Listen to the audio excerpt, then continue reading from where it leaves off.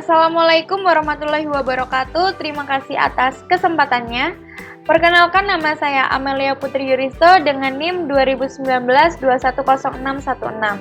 Di sini kelompok kami akan menjelaskan mengenai proposal kredit pabrik tahu asli Malang. Yang pertama yaitu tujuan. Tujuan dari pembiayaan ini, fasilitas yang diajukan akan digunakan untuk pengadaan persediaan bahan baku tahu, yaitu kedelai. Lalu untuk sumber pembayarannya, first way out-nya laba dari usaha pabrik tahu asli Malang. Lalu untuk second way out, bangunan yang berlokasi di Desa Majenang, RW 3, RW 2, Kecamatan Kedung Pring, Kabupaten Lamongan. Nah, di sini saya akan menjelaskan mengenai sejarah pabrik tahu asli Malang. Sebagai pemilik, Bapak Iswahyudi yang berusia 48 tahun ini mulai menekuni bisnis UMKM tahu dari tanggal 7 Mei tahun 2020. Awalnya beliau ini ikut orang jualan tahu di pasar-pasar hingga pada akhirnya beliau memiliki cukup modal untuk melakukan produksi tahu sendiri dan menyewa ruko di Pasar Sugio Lamongan untuk menjual tahunya. Selain menjual di ruko, beliau juga mendistribusikan tahunya kepada penjual keliling dan di pasar-pasar lainnya. Usaha Pak Iswahyudi ini cukup terbilang baru, namun beliau sudah bisa menghasilkan omset yang sangat banyak untuk per bulannya. Lokasi usaha tahu Pak Iswahyudi ini terletak di RT 3 RW 2 Desa Majenang, Kecamatan Majenang, Kabupaten Lamongan, dan dikelola sepenuhnya oleh Bapak Iswahyudi sendiri selaku calon debitur dengan dibantu oleh beberapa karyawan. Dalam waktu yang akan datang, diperkirakan permintaan tahu ini akan meningkat, mengingat tahu ini merupakan bahan makanan sehari-hari. Untuk itu, calon debitur membutuhkan dana yang cukup banyak untuk memenuhi permintaan konsumen dan juga untuk mempersiapkan cadangan persediaan tahu, yaitu kedelai. Nah, lalu next. Nah, ini adalah harga produk dari tahu pabrik asli Malang. Mereka memiliki dua variasi produk. Yang pertama yaitu ada yang seharga Rp800 dengan ukuran sedang dan berharga Rp1.500 dengan ukuran yang besar. Baik, sekian yang dapat saya presentasikan, akan dilanjutkan oleh rekan saya. Terima kasih. Baik, terima kasih atas kesempatannya. Di sini saya, Aisyah Masro dengan NIM 693 akan melanjutkan presentasi dari rekan saya. Di sini saya akan menjelaskan mengenai omset. Hasil penjualan tahu asli Malang dalam 16 kali masak yaitu mencapai 1.200 pieces tahu atau sekitar 1.380.000 per hari. Lalu untuk omset per bulannya kurang lebih mencapai 41.400.000. Next slide. Nah, pada slide selanjutnya yaitu mengenai latar belakang. Di sini yaitu menggunakan jenis kredit modal kerja dengan fasilitas installment loan dengan jumlah plafon 240 juta dengan suku bunga 10% dan jangka waktu pembayaran 60 bulan dan biaya bunga bank sebesar 400.000. Next slide. Di sini pemilik dari usaha tahu ini yaitu status legalitas usaha yang dimiliki saat ini adalah tanah dan bangunan milik sendiri yang dimana saat ini menjadi tempat pabrik yang digunakan untuk produksi tahu. Baik, sekian presentasi dari saya, selanjutnya akan dilanjutkan oleh rekan saya. Terima kasih. Baik, terima kasih atas kesempatannya. Di sini saya Ratnantika Pratiwi dengan NIM 2019-210696 akan melanjutkan presentasi dari rekan saya, yaitu mengenai analisa kuantitatif dari observasi kami untuk usaha tahu asli Malang milik Bapak Iswahyudi di Lamongan. Jadi kita memperoleh laporan laba rugi yang pertama itu untuk 1 bulan saja, untuk per bulannya, yaitu kita ambil periode bulan November tahun 2021. Jadi untuk hasil penjualan selama 1 bulan, tepatnya pada bulan November, pada usaha tahu asli Malang itu sebesar 41.400.000. Lalu untuk biaya bahan bakunya sebesar 23.344.000 dan biaya tenaga kerja langsung itu 5.760.000. Lalu selanjutnya untuk biaya overheadnya, untuk tahu asli Malang sendiri ini ada untuk biaya listrik, biaya air. Untuk biaya listriknya 600.000 per bulan, biaya airnya 1.200.000. Untuk total biaya overheadnya sendiri sebesar 1.800.000. Nah, lalu total biaya pabrikasinya sebesar 30.904.000. Nah, setelah itu kita peroleh laba kotornya sebesar 10.496.000.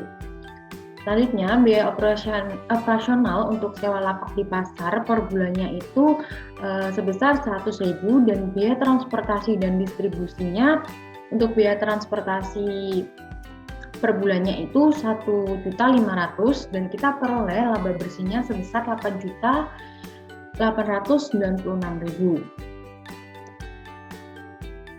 Lalu selanjutnya untuk posisi keuangan, tahu asli Malang periode November 2021 untuk aktiva lancarnya kas dari usaha tahu asli Malang ini sebesar 5 juta, persediaan sebesar 11.640,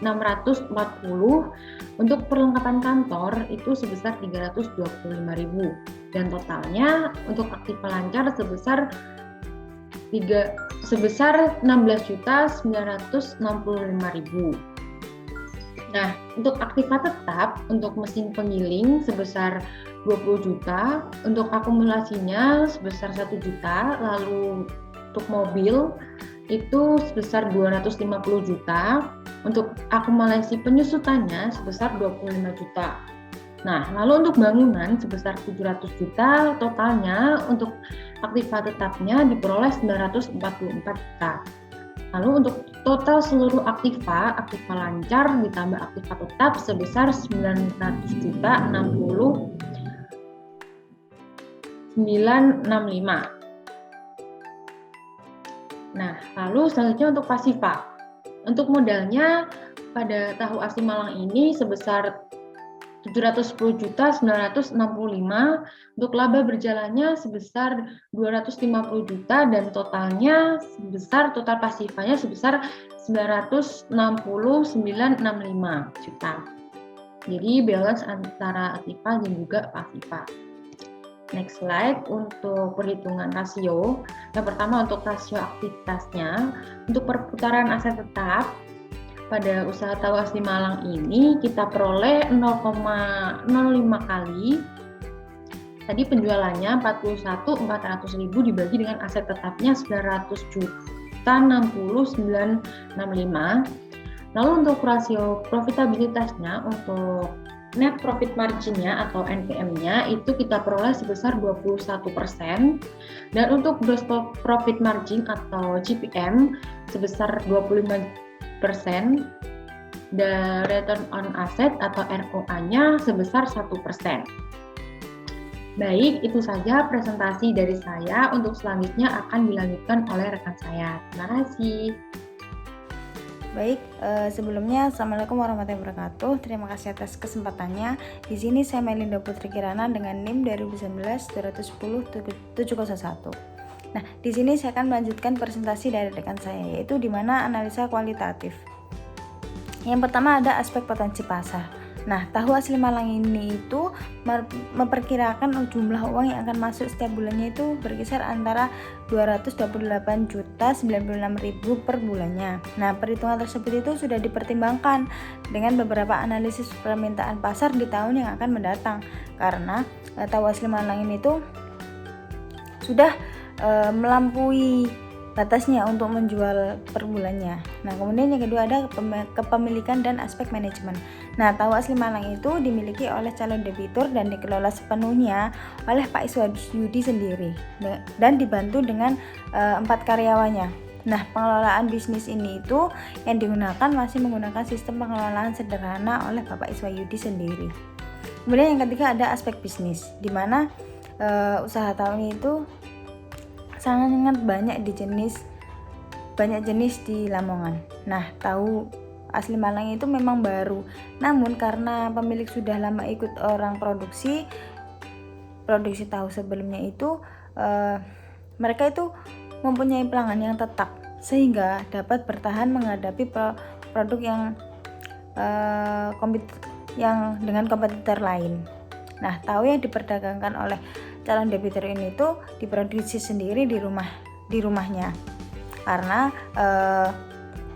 mereka mempunyai lahan tersendiri di rumahnya. Dan untuk bahan dasarnya yaitu kedelai diperoleh dari kebun kedelai dan pemasok kedelai dengan harga yang relatif dan kerap mendapat potongan harga. Kemudian yang terakhir ada aspek pemasaran, yaitu kegiatan pemasaran dari tahu asli Malang ini tuh yang pertama ada segmentasi dan penargetan, di mana pelanggan tahu dari perorangan itu juga masih kecil dan menengah, karena seperti di pasar-pasar kecil kemudian dijual ke penjual sayur keliling. Nah, sebagian besar itu pelanggannya berasal dari daerah Lamongan saja. Kemudian yang kedua ada produk, yaitu di mana produk yang diperdagangkan adalah produk tahu asli Malang itu sendiri. Nah, untuk harganya,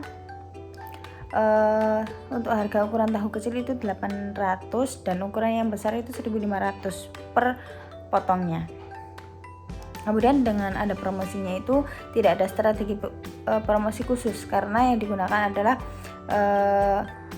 tahu ini itu dari mulut ke mulut oleh pelanggannya, karena tidak ada promosi secara digital. Kemudian untuk distribusinya, produk pelanggan di Lamongan sendiri itu didistribusikan di ruko Pak Iswayudi sendiri dan di pasar-pasar, kemudian dengan pedagang kecil, kemudian ada pedagang sayur keliling. Nah, untuk pemesanan online saat ini tuh belum terrealisasi karena adanya keterbatasan karyawan. Namun jika ada tetangga yang datang ke rumah untuk membelinya, tetap dilayani oleh Pak Iswayudi sendiri atau dengan karyawannya. Kemudian selanjutnya ini ada aspek 7C, yaitu yang pertama ada karakter, di mana sifat dari calon debitur ini tuh Bapak Iswayudinya ini sangatlah baik dan dalam kehidupan pribadi maupun di lingkungannya. Nah, beliau ini tuh tidak pernah putus asa dan selalu tekun dalam menjalankan usahanya. Selain itu, calon debitur ini tuh juga mampu memenuhi kewajibannya sejauh ini karena banyak yang membeli produknya, dan usaha sampai saat ini tuh memiliki omset yang lumayan. Kemudian yang kedua ada capacity, yaitu calon debitur mengelola usahanya dengan baik sehingga mampu meningkatkan omset dan mampu menggerakkan usahanya sendiri itu melalui kerjasama dan dengan tetangga. Kemudian dengan pemasok kedelai, kemudian petani kedelai yang dapat meningkatkan omset setiap tahunnya. Kemudian ada kapital. Nah, modal untuk membangun usaha tahu ini tuh mereka itu memiliki usaha modal sendiri ya, karena sehingga Bapak Iswayudi itu berani mengambil resiko terhadap kegagalan usahanya, dan semua aset yang dimilikinya itu miliknya sendiri, bukan dari peminjam atau minjam gitu. Sehingga semakin besar modal sendiri dalam usahanya itu tentu semakin tinggi kesungguhan atau kegigihan dalam menjalankan usahanya. Kemudian yang ketiga itu ada condition of economic, yaitu di mana Indonesia itu masih menghadapi situasi yang sangat tidak baik, yaitu adanya dengan pandemi COVID-19 ini. Nah, keadaan ini tuh dapat mempengaruhi pemasaran produk-produk bisnis di luaran. Usaha Bapak Iswayudi itu terbilang menurun akibat adanya pandemi ini, karena beliau mengalami penurunan produksi dikarenakan pembatasan aktivitas di pasar. Jadi beliau itu hanya menjual tahunya di tetangga melalui pedagang sayur kecil saja. Kemudian yang kelima ada kolateral. Nah, jaminan yang dimiliki calon debitur ini tuh jika terjadi gagal bayar maka akan diambil oleh pihak dari debiturnya. Dari pihak krediturnya. Kemudian coverage of insurance, yaitu calon debitur melakukan asuransi jaminan yang memiliki ikon dan agar dapat memperkecil resiko yang mungkin nantinya itu akan dihadapi oleh pihak bank ataupun calon debitur itu sendiri.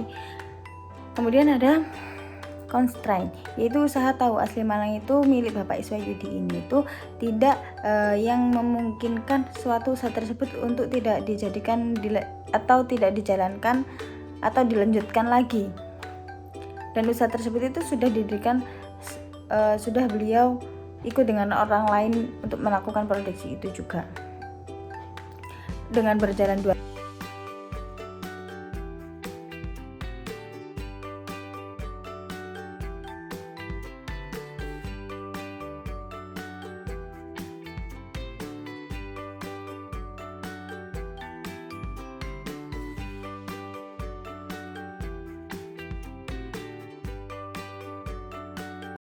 Baik, selanjutnya ada analisa resiko, di mana yang pertama ada aspek kepemilikan. Usaha ini itu tidak menimbulkan resiko karena dikelola secara langsung dengan pihak pemilik, yaitu Bapak Iswayudi mulai dari tahun 2020 sebagai calon debitur. Nah, kemudian ada aspek bisnis, di mana usaha ini itu sangat menguntungkan karena tahu ini tuh juga sebagai makanan pokok masyarakat di Indonesia. Karena dengan harganya sangat terjangkau, mulai dari harga Rp800 sampai Rp1.500 saja. Kemudian yang slide selanjutnya ada rekomendasi.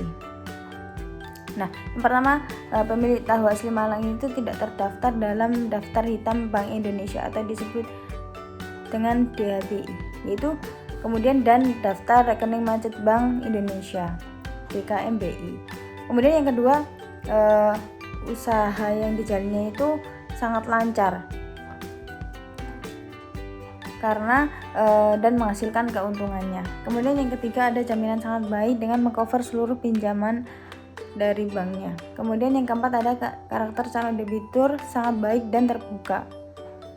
Baik, selanjutnya ada rekomendasi. Nah, pemilik tahu asli Malang ini tuh tidak terdaftar di Bank Hitam Bank Indonesia DHBI dan daftar kredit macet Bank Indonesia DKMBI. Kemudian yang kedua, usaha itu yang dijalannya sangat berjalan dengan lancar dan menghasilkan keuntungan. Kemudian yang ketiga, ada jaminan sangat baik dan mengcover seluruh pinjaman. Kemudian yang keempat, ada karakter calon debitur sangat baik dan terbuka. Baik, selanjutnya ada slide dokumentasi. Nah, itu saja yang dapat saya sampaikan. Kurang lebihnya mohon maaf. Wassalamualaikum warahmatullahi wabarakatuh.